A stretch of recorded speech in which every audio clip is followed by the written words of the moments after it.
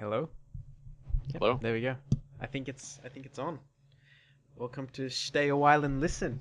It's been almost a year since the first episode, but you know, we're This show trying. will become legendary. They'll be like, there was this time where there was this show on YouTube, and they only released one episode a year. And it would be amazing. Like 20 years from now, people will be anticipating like The the next the one, yeah. freaking the final episode or whatever, like the 20th anniversary episode, and they're just gonna be like, Heavily "Oh man, disappointed is what they'll be. you don't have to say it so rough, man. You could ease us into it." I mean, people could like it. There are people who like it. I guarantee you there's at least one person out there who likes it. That's not me or you. I guarantee you that. Well, I know it's not our newest listener who I Uh, sent the video to and decided that our openings were very awkward and it only got worse. Dude, Good times, good why times. mad? I'm not mad. Anyway, Yeah. Yeah, anyway. so let's talk about some of the games that we have been playing recently. I know you haven't played that many games recently Yeah, I because of think your newfound World of Warcraft addiction I and the think fact that you've been overseas for a bit. you meant game singular, is what I meant. Is what you meant. Game singular? Okay. Yeah, as in the singular game that we've been playing recently. Well, I've been playing recently. You've been playing recently. Yes. That being, is everyone ready for this? Like, you probably haven't heard of this game before. You already said it, so I'm not sure. What, I did? No, I didn't. Yeah, you did. You said World of Warcraft addiction. Oh, go. You already Okay. let your own punchline down. Damn. I wasn't listening to myself. No. Much like I don't listen to others very often. Wow, so many truths coming out this episode. We're only like 5 minutes in. Why mad? I'm not mad. That's the. Shut up, Yeah. it's like my comeback. Hmm. So do you want to talk about World of Warcraft? Have you got Warlords of Draenor? No, I do not. I've become the scumbag MOP player who levels up alts with the anticipation of getting warlords and then getting like 10 levels really quickly. And it's something that a lot of people have done. Like everyone's going on about how Warlords of Draenor has generated a lot of new players, but a lot of them don't even own the expansion, believe it or not. Okay. My main reason for this is because I don't really care about the garrison system, and also I want to see like all the content I missed out on. There's a lot of it, let me tell you. At least levels 1 Of to course. 60. Like, it is an MMO, that's expected. But I've heard a lot of good things about Warlords of Draenor. I've heard that a lot of the new stuff, while it is really casual, it's actually really fun. That's just what I've heard. Yeah. I don't know if you know who he is, but do you know a YouTuber called Boogie2988? Yes. Who doesn't? I mean, people know him, they just don't know who exactly he is, right? Like, Yeah, they know suppose so. they know his character, but they don't know. They know Francis. Yeah, exactly. Even if they don't know, that's what he's called. But yeah, Boogie2988 recently did a top 10 games of 2014 list that he did, and one of the highest ranking ones, I don't know if it was actually highest ranking, I can't remember where it was, but Warlords of Draenor was somewhere on that list, and he said that he felt, even though it didn't technically, World of Warcraft has been out for ages, and it technically shouldn't be on this list, he felt it deserved it because it was a really good effort by Blizzard, he felt, and being a World of Warcraft fan since the game first came out, or just a Warcraft fan in general, he thought it was great. So yeah, maybe that might change your mind, but probably not. What? About what? About getting it sooner? I'll get it, don't worry. It's a better way, that's all. Yeah, no, I've pretty much covered like all the expansion content so far, so the idea of not getting it would be a bit pointless. Hello. Anything else? About Yeah, WoW? I guess I should mention that like the reason I think a lot of people got the expansion as well is because of the leveling thing, like 1 to 90 instantly, which is normally how much is it? It's like a $40 fee, which is crazy. I don't know who would actually buy that. $40 fee. $40 fee to cheat yourself of most of the content. It's very strange. But with Warlords of Draenor, at least pre-purchasing it, you got that for free with at least one character. So a lot of people would have missed out on a lot of stuff.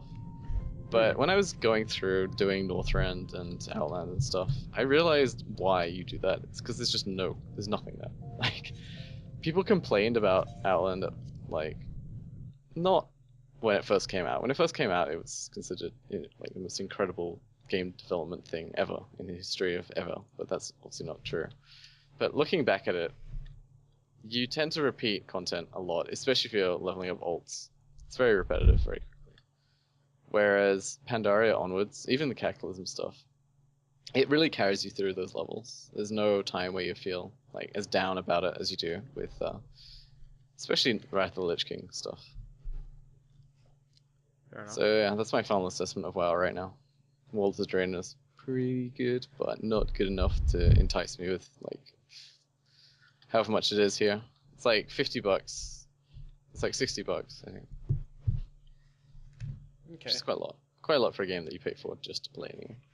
And the only reason why you're not playing it now, other than this podcast, is the fact that Battle.net is down. Yep. Another reason not to get into Blizzard games because of the Battle.net clients. Basically making all of the games unavailable at the same time. I really feel like playing Hearthstone right now, actually. But you can't. Hmm. You want to play D3? No. I want to play StarCraft? Also no. Maybe we can do single player, but yeah, it's pretty unfortunate that they've got Hearthstone, you can't even do single player. Jesus, it just doesn't let you start the game up. Yep. The play button is grayed out. The Battle.net client is it's a load of dicks, really, but it's what they have, so. I mean, it's better than some things. Origin. And to be fair, Origin it's recovered a little bit. People are a lot happier about it these days. Just because of all the discounts and stuff. But and also because of the fact that you pretty much have to accept it if you want games like Dragon Age Inquisition or Battlefield 4 or whatever. Like, yeah, you flat out you just need it, so you can't really complain, I guess. Oh, I mean, you can complain. There's nothing stopping you from complaining, but it's not going to change anything. it's true. Try so hard, get so far, but in the end, it doesn't even matter.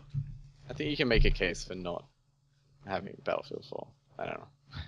Dude, it's awesome, alright? Don't even deny it. We've played that No, game no. a lot.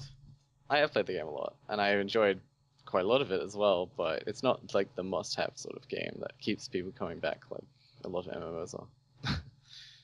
That's become my new opinion on things. Like, it's got pulling power and appeal, but it couldn't justify, being less available than it currently is. And already the whole premium thing and expansion buying it's too much for some people. I suppose so. What else? Yeah, I did play. I had to replay Infinite. Well, actually, no, I didn't play Infinite, but I helped someone with it, and then played the Burial at Sea Part 1. It was pretty good. I'm hoping that Part 2 will be as good as they say. Significantly better than Part 1. I'll just say that. I can believe it. And I'm glad you finally got around to playing it. Because it's good. It is. No. Like, Part 1 was great, and the aesthetics is just incredible. In fact, to the point that I wish that Infinite had almost been Bioshock 3. I.e., also in Rapture, because those graphics and the artwork they've done on it is it's incredible. Yeah. I mean, I expect nothing less of the development team behind Bioshock. Well, they did come out with Clash in the Clouds, so I'm not entirely... in the Clouds? What's that? It's just it's a horde mode for Bioshock. So you know the end of the game, the most frustrating, stupid part of the entirety of Bioshock Infinite? That's the entirety of the DLC. They make you do that over and over again. And it's... Oh yeah, I think I heard about this actually. Well, it was the first one that came out as well, so people were quite unhappy about it, But then, of course, Burial at Sea Part 1 came out, and everyone was like, oh, it's crazy good, and then Part 2 came out. Okay. The only issue I think I had with Part 1 was that it seemed to make everything quite arbitrary. That, like, whatever happens in one world doesn't really matter, because there's just another parallel world to go to, so... I'm hoping that Part 2, the ending, ties it all together. Well, yes, it does. It does. Okay. What do I want to? Recently, what I have been playing is actually, other than Dota, of course. I've been playing a lot of this MMO called Final Fantasy XIV: Realm Reborn, which, Oh, if you are a fan of MMOs, I highly, highly recommend, because God, that game is amazing. I mean, it's been out for ages, and I was always really skeptic about it, and fees always put me off games because well, no one likes having to pay freaking $15 every single month for something that they technically already own. But I mean, I'm sure people would disagree with that, what I just said there, but I don't care. That's just my view of it. But this game is so worth it. It's just phenomenal. Everything about this game is brilliant. The graphics, like, it's just one of the most beautiful MMOs I've ever seen, like, other than Guild Wars 2 in recent times. That's the one that comes to me as being the best looking one. But in terms of gameplay as well, and just the sort of the feel of the game, the feel of an MMO is really important, because when you're going to be sitting and playing something for like 1,000 hours, you want to feel good while you're doing it. Like, the combat has to be enjoyable, something that you don't mind using the same spells over and over and over again because it's fun. But the other thing that I wanted to touch on about this game that it does quite well actually is just the dungeons. The dungeoning system in this game is just, I don't know how to describe it. It's kind of like WoW, but it's also kind of like Guild Wars in the same way. hmm. Like, I don't know, it's difficult to explain because obviously the MMO is trying to do something different, but at the same time trying to keep the traditional MMO values that that World of Warcraft and EverQuest I guess basically set. But yeah. WoW did not, but Oh, okay, continue. yeah, WoW didn't set them, but come on, like, everyone always goes to WoW when they're talking about MMOs. They're like, oh, let's talk about uh, you know World of Warcraft because it's the biggest one, and it still is the biggest one, and it'll probably always be the biggest one. Well, they've got a huge head start on everyone else, and they're not stopping producing content. So yeah. Pretty much. But yeah, Final Fantasy 14. It has probably, out of all the MMOs that I've played, I think it by far has the best story mode, the sort of single player story mode out of any of the other MMOs. Like, what I didn't like about the Guild Wars 2 story is that you were kind of just a guy who was there. You didn't really feel all too significant or special. Like, it was basically Traherne's personal story. It wasn't your personal story. It was Traherne's, and you were just like some lackey of his. That's what it felt like. But Mm. that's because it's an MMO, and it's kind of understandable because there's so many other players out there, and it tries to, like, group you all up and make you all feel sort of important as a collective whole. But the way Final Fantasy does it, you can't actually do the most of the story mode stuff with someone else. It's all instanced for yourself. You can't actually take another player in with you in most cases unless it's a dungeon. That's part of the story. And I really like that because it means that they can focus on you being the important guy, the hero, like the main character of the story. And the way they do it is really, really personal, I guess is the word I'm looking for. Like, for example, in Guild Wars 2, you'd have your character and another character, and there'd be some generic background, and they'd be talking. There'd just be some dialogue. Yep. With this one, you've got less generic dialogue and more sort of involved and story driven dialogue. Like, everything they talk about is, how'd you say, more important. It's not like, oh, this camp A is under attack. Let's go defend it. Instead, it's like, clearly the bad guys want to take this location because of this significant importance or whatever, because, it's strategically good. I wonder what they could be up against. Like, we defeated them years ago. Why are they coming back? And, your character's like the silent protagonist. He never actually says anything. He's just kind of sits there mutely, like in Legend of Zelda, how Link just sort of sits there mutely while everyone talks. But they talk about things that are more directed towards you rather than a place as a whole, if that makes sense. I don't know how to explain it. It's like a typical Japanese story driven game, but you've got the silent protagonist. Yeah, it sounds like it's just it takes Final Fantasy's existing model of storytelling and then like properly applies it to an MMO versus just Yeah, pretending it's not a Final Fantasy game, as indeed a lot exactly. of franchised games have to have done when they become Exactly. MMO. The best example of this is Elder Scrolls Online. That is the biggest example of this. They completely changed the game just because it was an MMO. Well, in fact, I can't think of a single game that doesn't do that. So it's not like you can, I don't know, it's not like you can feel upset about it or anything, so much as just accept that the game itself can still be good enough and that you shouldn't get into an MMO, no matter what the franchise is, because it's an MMO. Like, you have to like MMOs. You've got to be on the lookout for a good one. Mm. Where it sounds like that isn't so much a problem. Yeah, it's with Final Fantasy, you don't really have to be much of an MMO fan to enjoy it. Also, one of the things, this probably won't apply to a lot of people, but with the dungeoning system, oh sorry, no, not necessarily with just the dungeoning system, but with the servers. So there's three servers. There's Japan, there's North America, and there's Europe. And I play on the Japanese server because that's the best server for Australians. We get the best ping there because it's the closest.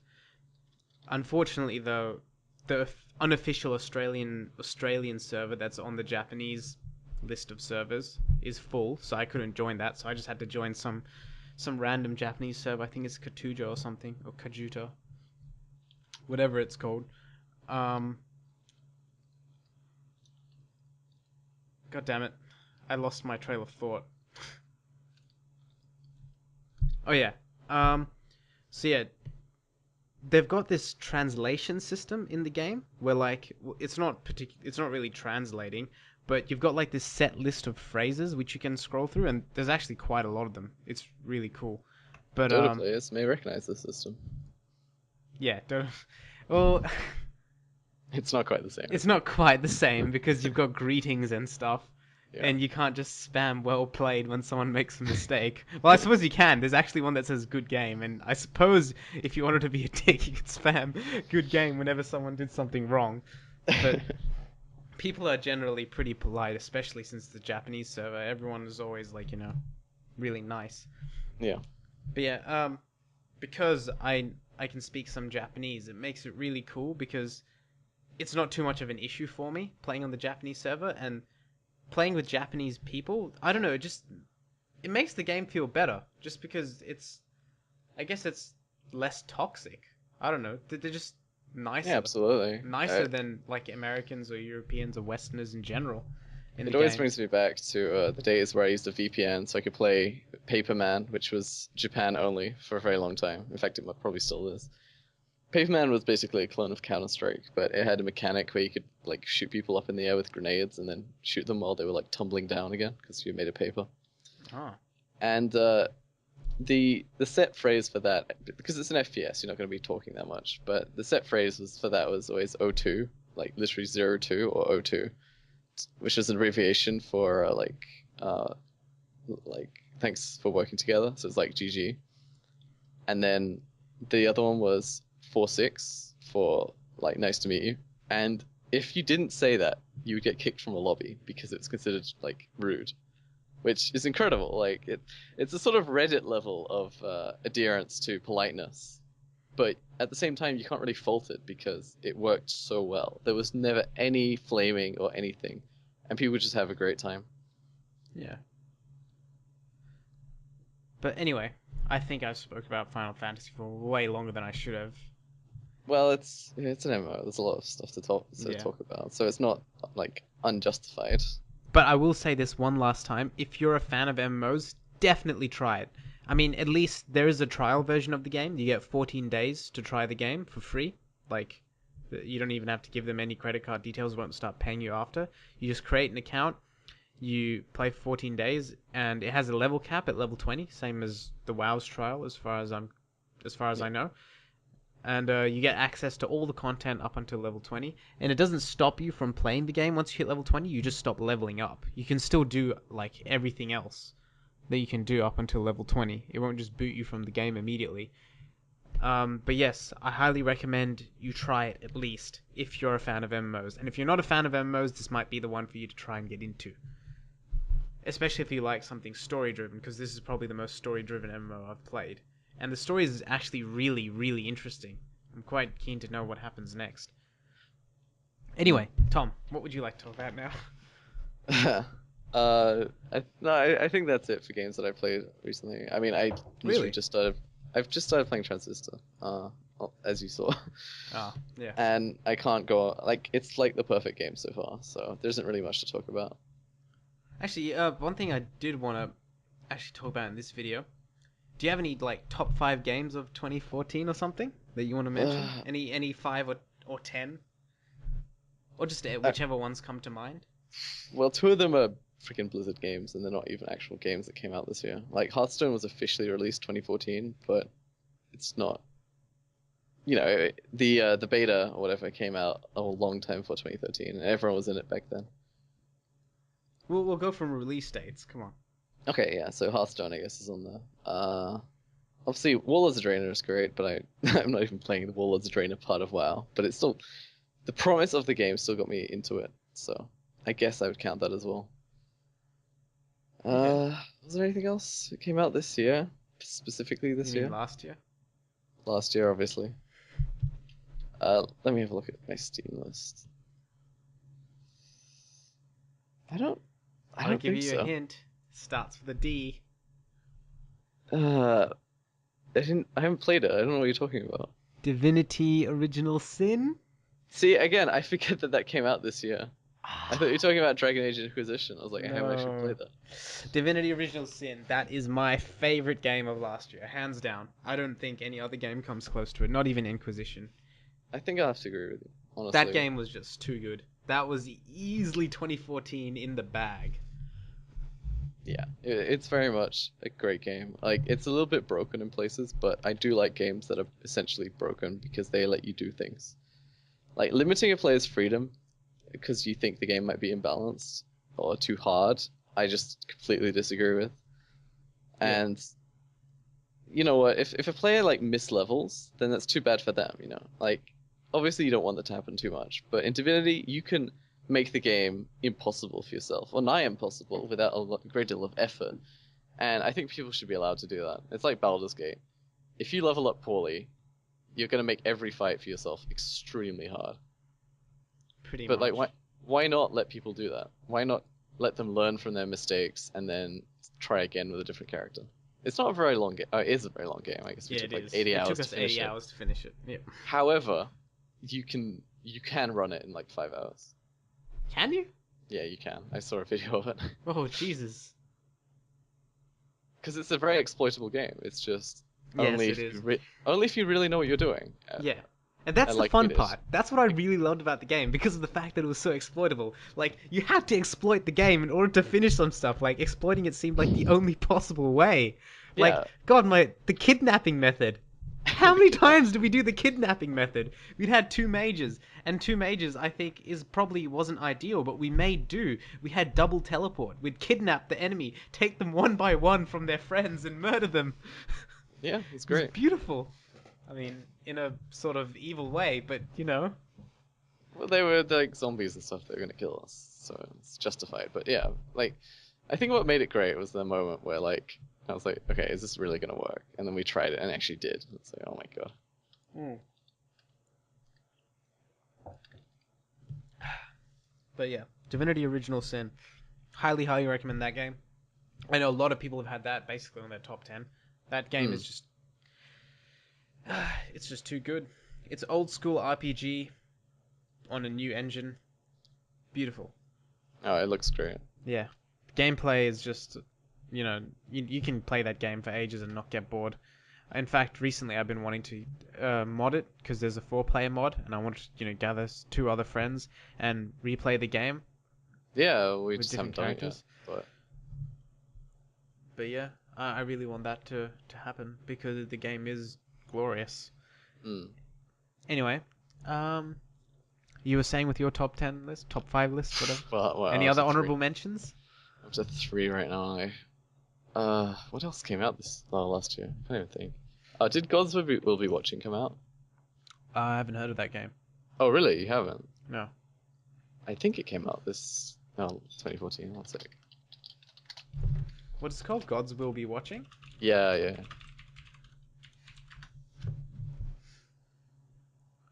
I'm pretty sure it did. It's gotten terrible on Metacritic, but I think that's just because people don't like the violence of it. But it's pretty great. So you've played it? I've played a little bit of it. It doesn't say so on Steam because I was offline at the time. It's a Okay. very, very hard, unforgiving game, which is probably another reason people don't like it. But it's basically it's a bit like a choose your own adventure novel. Okay. I mean, it's very much an interactive fiction in the truest sense. That is, you don't entirely shape events so much as just influence them, but you can also fail. So with that in mind, it's got a fail state, which means that sort of takes away from the immersion, as it does in a lot of games. That the explanation for you dying isn't necessarily good, but I do like any game that tries to present what happened when you die and why that can like fit into the lore of the game. Because you know that like a lot of games, unless they are genuinely quote unquote hardcore games, they'll just take you back to a save point or where you last saved when you die. Hmm. Other than that, they've got to have an adequate explanation as to why you're alive again. Dark Souls did a good job of it. BioShock Infinite did a fantastic job of it. And this is a similar game. It's basically that when it's happened is you've turned back the pages in a certain way. So I haven't actually explained what the game is. You basically make decisions in certain situations. It's a bit like a Telltale game as well in that regard, except it's a 2D, like properly flat 2D game. It's all sprites and stuff, like highly pixely because of the retro graphics, quote unquote. But the important part about it is that it just feels like a very real game. It's quite brutal in that regard, and I can definitely recommend that game. All right. It was actually a browser game, like a free browser game, but then they made it into a proper game. And they did something that, like, I always would props to Super Meat Boy as well for doing. The idea that when you make a game, you transition it from being a free browser game to a game that you would pay for, is adding content to that because suddenly it's supposed to be worthy of money, and maybe it was in the first place, but it still seems a bit, I don't know, a bit rubbish when game developers don't do anything and then the game is just suddenly $10 on Steam. I think Yeah. No Time to Explain is a particular culprit of this. Not that I played that game, it was just a lot of the reviews focused on how there was no reason you shouldn't play it on Newgrounds. Okay. So would you say those are your top games for last year? Any Yeah, might others as that? well be. Might as well be. I can't think what else actually came out in 2014, but I still play other games that didn't come out then.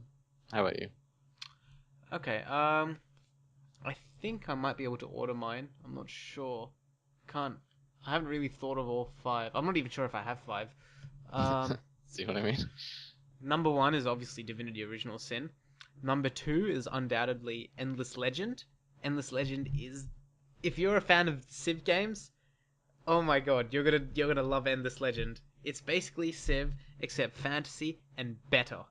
Okay, the thing that annoys me the most about this game, like, well, I love it. I say it annoys me because I'm Mm, bad at it, but I don't exactly. like when you're bad at a game, but you love it and you just want to keep playing it. You know it's a good game. Like I'm awful at this Mm. game, and I was awful at Civilization as well. I always get beaten like horribly. And the best example of this, I was playing with a couple other friends, and Tom was there as well. And I was the first one to get knocked out. We were playing on a small map, and I was the first one, and I already had like 20 hours into this game. I'd been playing it a lot. This was Tom's first game, and he beat all of us. That's how that Outplayed. annoys me. It I wasn't even should. outplayed. There was a stupid gap, and Luke's freaking things just went in one by one and died. It's Yeah, no, dumb. It's but basically stupid.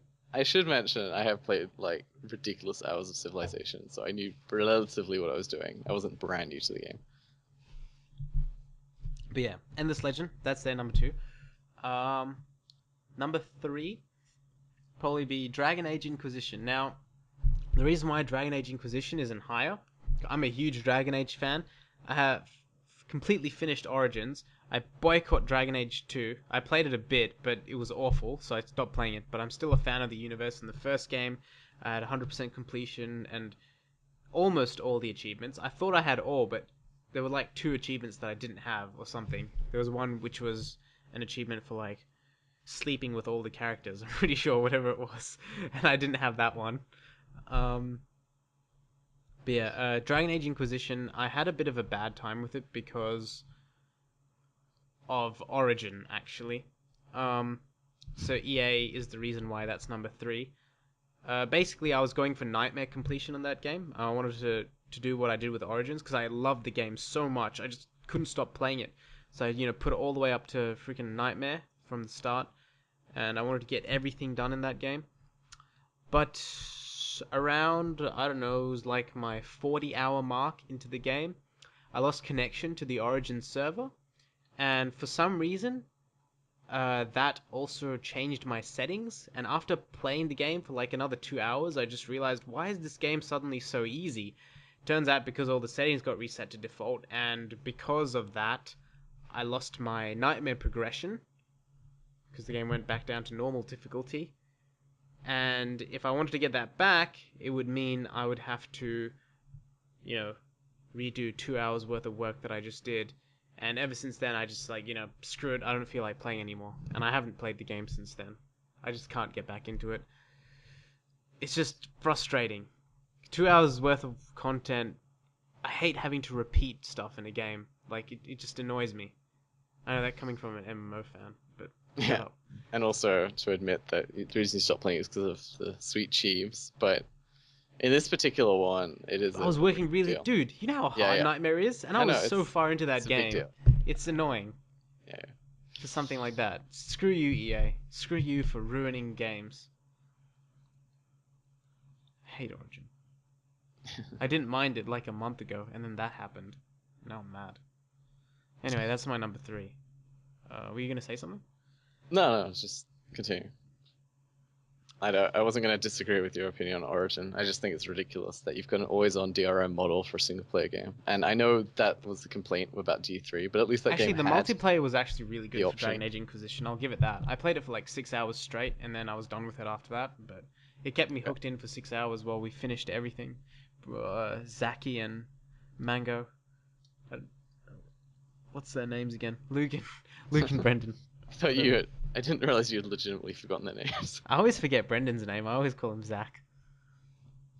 Fair enough.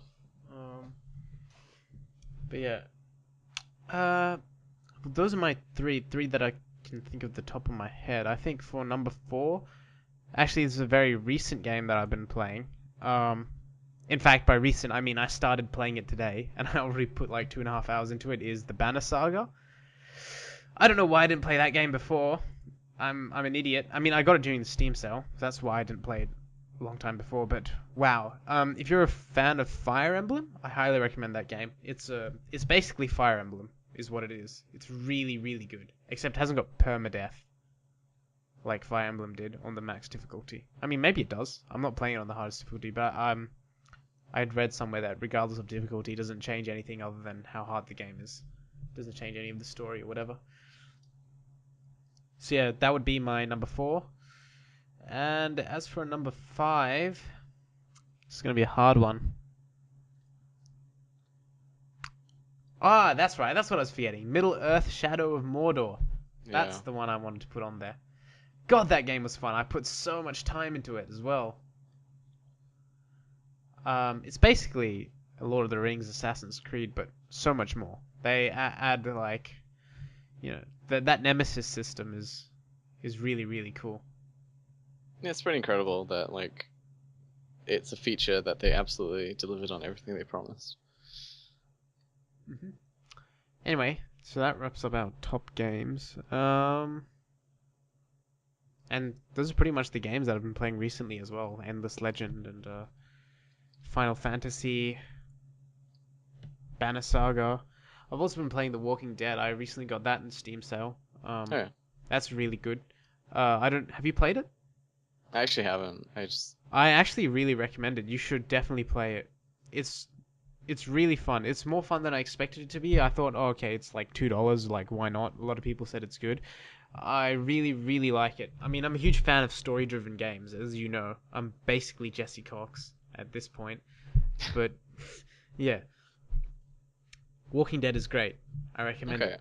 I the reason I haven't is because I was planning on getting the Game of Thrones one. After playing the first Walking Dead season, I liked it so much that on the last day of the Steam sale, I bought Walking Dead Season 2 and I bought The Wolf Among Us because I trust in Telltale. I'm Yeah, also a that's big good. fan of the Tales of Monkey Island. I've played those games too. 'Cause that's one of the main reasons why I want to try The Walking Dead in the first place. And the only reason I didn't get the Game of Thrones one is because I didn't feel it was on sale enough. It was like $5 cheaper. And I was like, I'll just wait till the winter sale before getting it. Besides, I've got plenty of games to keep me company till then. I'm Wow. in no rush. Yeah, that's fair enough, I guess. I decided that would be the one I'd go for if I was going to get any, just because I didn't really. I knew that I'd care about the story of that one a lot more than I care about The Walking Dead. Fair enough. Um, so that pretty much wraps up what I've been recently playing.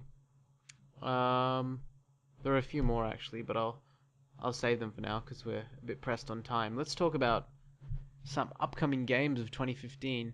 We'll each talk about one that we're looking forward to.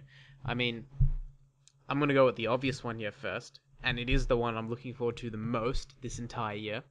I'm sure you can guess it. Witcher I don't know. 3 Wild Hunt. Oh my god, I See, want that game. I want it so badly. All at once. I'm surprised you didn't pick Batman, to be honest. But Mm, I guess Batman has had a bit of more of a checkered past than The it Witcher. has had a jagged past, yeah. I feel like it has been pretty downhill since the first game. Not as downhill as Jim Sterling was trying to say. God damn, that review infuriates me. Like, it's it's not just the fact that he I feel said it like was it. bad. Like, he's entitled to his opinion. Like, okay, if he thinks it's bad, it's bad. But giving it a 3.5, that's just bad journalism. It's just a flat out lie. It's not a 3.5 game. There are way worse games than that. There are I feel like absolute trash can games that are 3.5. you're mad for the wrong reasons. God damn it. I mean, there's Bad Rats. Bad Rats got like a 2. It's not like a 1.5 more than Bad Rats. No way that Bad Rat's got two. Okay, Bad Rats probably got 1, but Bad Rats doesn't deserve to be rated because that would give it enough attention to actually get it bought for people. but come on. Alright? I don't know. Can't stand that guy after that. Yeah, no, the reason that his review is quite disingenuous. Like I've watched his videos and I think they're pretty accurate most of the time, but the reason it's disingenuous is simply because he gave Call of Duty Modern Warfare 2 like 8 out of 10. Oh my god. And a lot of people have complained about that game, quite like justifiably. I can complain about that game. Jesus. Don't get me started on Call of Duty. So yeah, it's a bit much for him to give that an 8, but give Arkham Origins, jeez, 3 out of 10. I think it's when you make a review based on expectation, even though like that's sort of justified, it's not entirely so. Like you have to give a game a review on its own merits, not just on how good it could have been and how good it actually is. I mean, it seems like a functional enough game. It It had some is. It's a glitches, perfectly fine game. but lots of games have glitches, so you know. Jesus. So, but however, Arkham Knight, the trailer I saw for it, and that's all anyone knows about the game. Let's be honest. Like, everyone talks about how it could change gaming, but they said that about No Man's Sky, and I, we're seeing E3 trailers. It's ridiculous. I'm not too hyped for Arkham Knight. I mean, I've seen it and I think it's pretty cool, some of the stuff they're doing. But it's not too mind blowing, and it's pretty much what I'd expect them to do with a future title in the series. Yeah. Um, yeah, nothing too superb there. Whereas Witcher 3 Wild Hunt, oh, please, it's basically Witcher 2 except better because it's an open world like Skyrim's, and it's just, oh, it's magnificent. Ah, everything about Witcher 2 was amazing, and Witcher 3 just looks like it's gonna be the same, but so much better. Mm. So the one I'm most excited for is another game that no one really knows anything about, but Battlefront 3 could be the greatest thing ever. Like, You mean Star Wars Battlefront? yeah, Yeah. it God. has the potential. It has definitely the potential to Okay, be here's the thing fantastic. with Battlefront. It has the potential, but Mm. remember who the publishers are.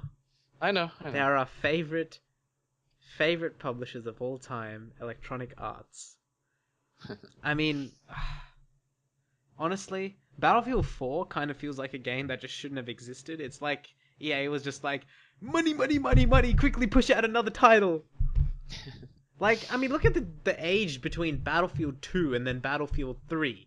It was like 4 or 5 years, and then suddenly 1 year later they do Battlefield 4. It's just like, Yeah, what? but that's why they've held back on pushing out Hardline as much as they did, and the inevitable Battlefield 5.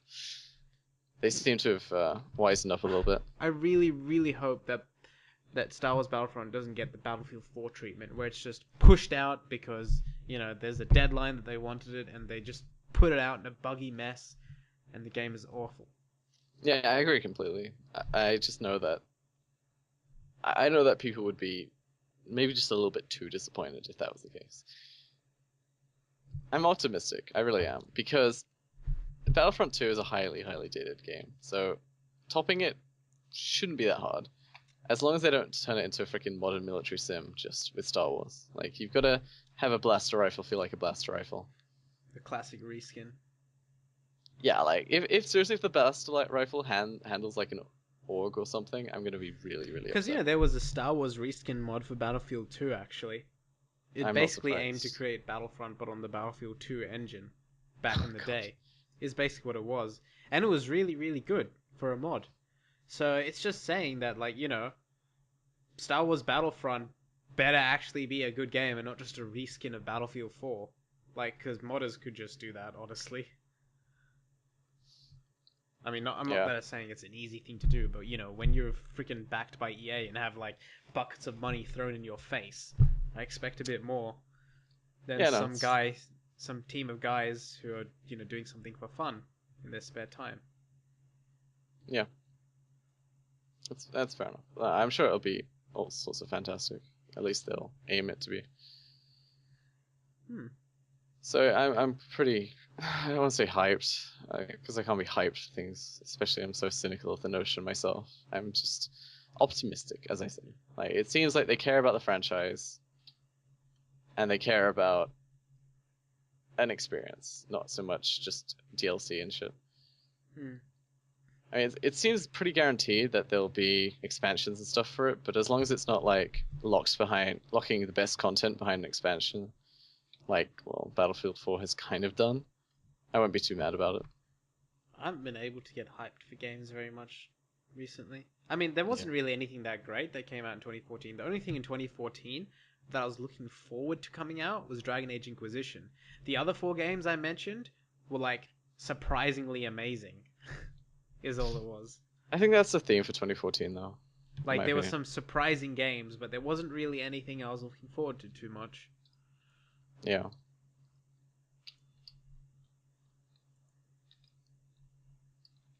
But yeah, 2015, there are a couple of games that I'm looking forward to here, and I'd hope they don't get stuffed up. I mean, I'm not too hyped. The only one I'm definitely hyped for is Witcher 3. The other ones, they're just whatever. I suppose it will be good. I hope it's good. Yeah. Okay. Now for the topic of the week, or topic of the podcast. Week. If this is topic of the week, I'll give you like $10. I'm not even joking. Okay. All right, you're done. I would do that because I get ten Uh, bucks. There we go. as in we need to come up with another podcast next week. Yeah, that's easy. Easy game. Easiest Katka. Yeah. Uh, So this is a pretty easy topic to research because all you have to do is click on store yep. and then easy access. But even then, easy access, well, early access is what I meant. Yes. Early access. The devil of Steam. This is the topic. Let's look at what's first in popular new releases. Sunrider Academy, which has got some anime chick putting a leg up. It's a visual Yeah, novel. it's a simulation indie casual visual novel. It's probably the most eclectic thing. $25 for an early access game. No. That's the price it would be when the game comes out anyway. Oh, I have to verify my age. I'm quite excited about this. See, what gets me about this is how a visual novel is meant to simulate things in any way. Like, Let's look at what else we've got here. Grav, which is already on sale, 30% off on this early access title. I Mad know, Games right? Tycoon, man. So how is this any different from Game Dev Tycoon? I don't know. Something that's S7 Online, The Way Wait, of it looks Life exactly like Game Dev's Tycoon. Wow. is it by the same developer? Maybe it is, I don't know. No, it can't be. It doesn't look Egg exactly. code. It's just the same. It's just the same, you know. Yeah. Early access. This is a cesspit and Steam needs to get rid of it. Although actually I'm looking at a game here that wasn't so bad, which is Don't Starve Together, which is just the beta of Don't Starve. The co-op beta. Yeah, I don't even know why that's an early access, honestly. It's pretty much a complete game. Yeah, it's a bit weird. Especially, the thing is, even if Don't Starve itself had been an early access game, it would have been forgivable because it was already a browser game. Like, so what a lot of people don't seem to realize is that it's most acceptable for a game to be on early access when it's already proven itself and just isn't yet on Steam fully. I don't know. What do you think the main issue with it is? Because for the longest time, the issue was that you could sell a broken game for full price on the basis that it's not ready yet, not because, you know, the games on it are just complete shovelware. But that's sort of what it's become, in my opinion. Like, Yeah, it a lot of it started is out. just shovelware. It's just It's some of the games here are just awful. Sorry, yeah, you were saying? Yeah, I was just saying that like it started out that the biggest criticism anyone had of it was that you had developers releasing games that otherwise, you know, should have still been in development and indeed are meant to be, but then saying like, oh, you know, we don't really care anymore. And the idea that promising someone that you'll eventually update the game doesn't necessarily like turn into that in reality, which is Yeah. pretty true in my opinion. Like, it's a valid criticism enough, but now it just seems to be an excuse by people to just do whatever they like with no intention of actually making a game, just trying to get as much money as possible. I don't know. Do you think that's too cynical? Like, it's a bit. It No, I sounds don't almost think it's too cynical at all. It sounds too conspiratorial. Like, people would actually do that. But these days, just based on the evidence we have in front of us, it definitely seems to be that way. Yeah.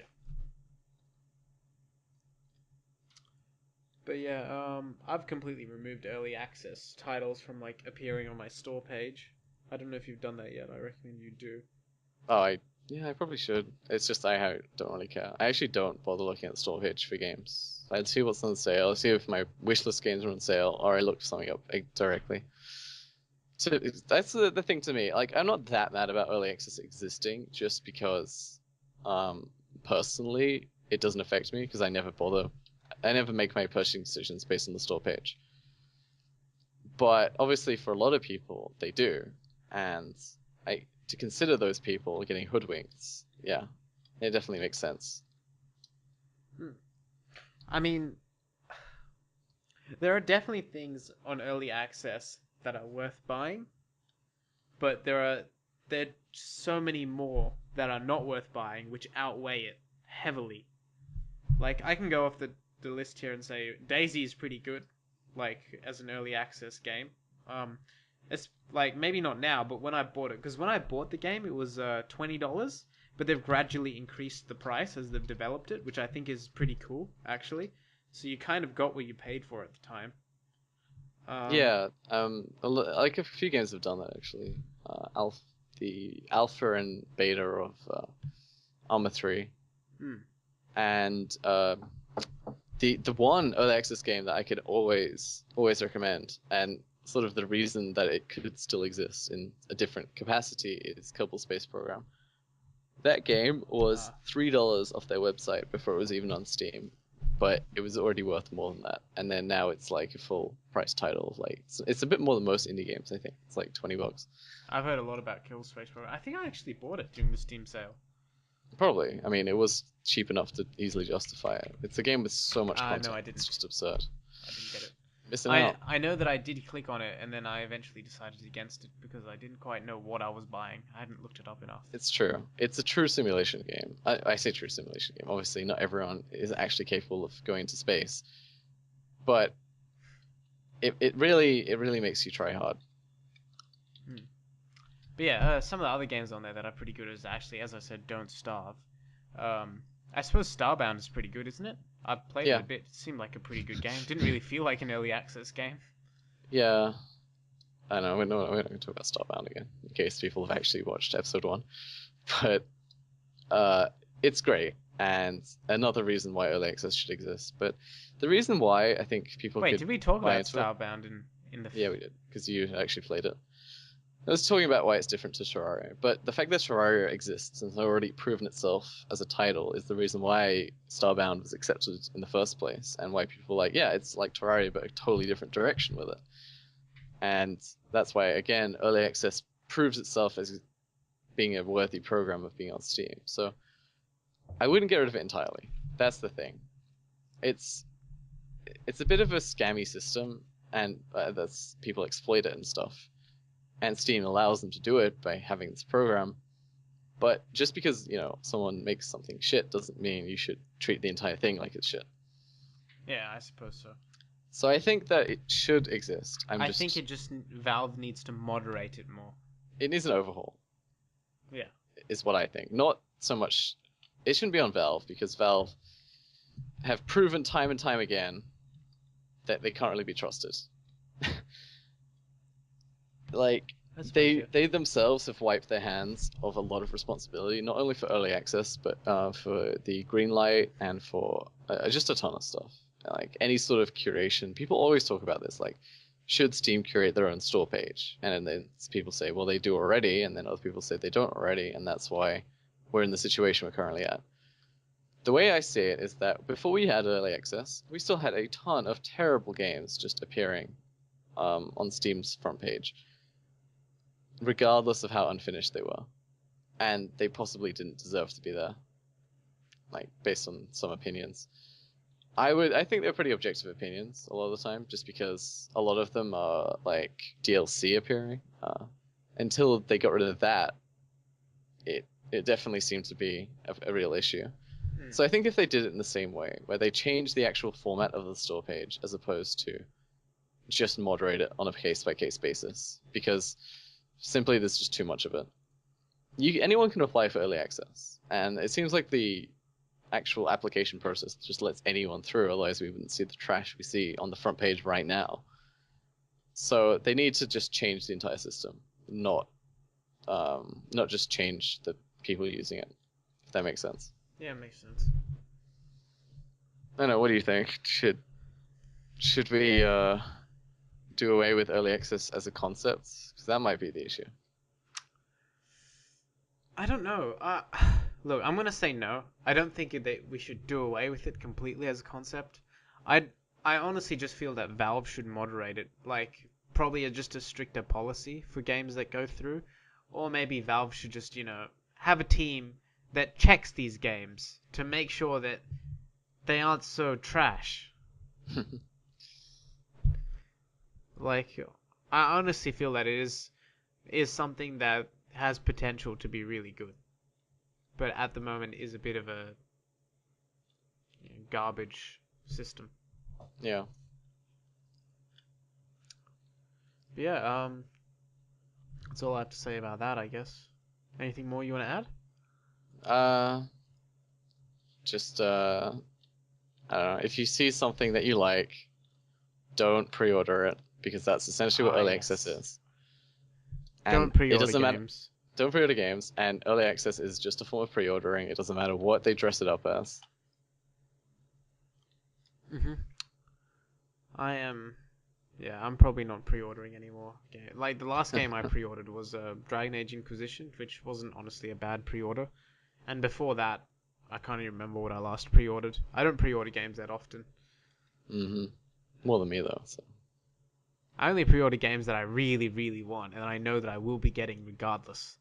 See, Dragon Age Inquisition. Like, I was gonna get it regardless of whether the reviews for it were bad or not. Like, I was set that I'm gonna get Dragon Age Inquisition. I'm gonna play it and decide for myself because I'm a fan of that universe. all right, fair enough. But even so, we've already talked about how EA is heinous and stuff. Anything could have happened. I suppose, yeah. I mean, that's the way I see it. Is that early access wouldn't even exist if it weren't for pre-orders. Just the concept of it.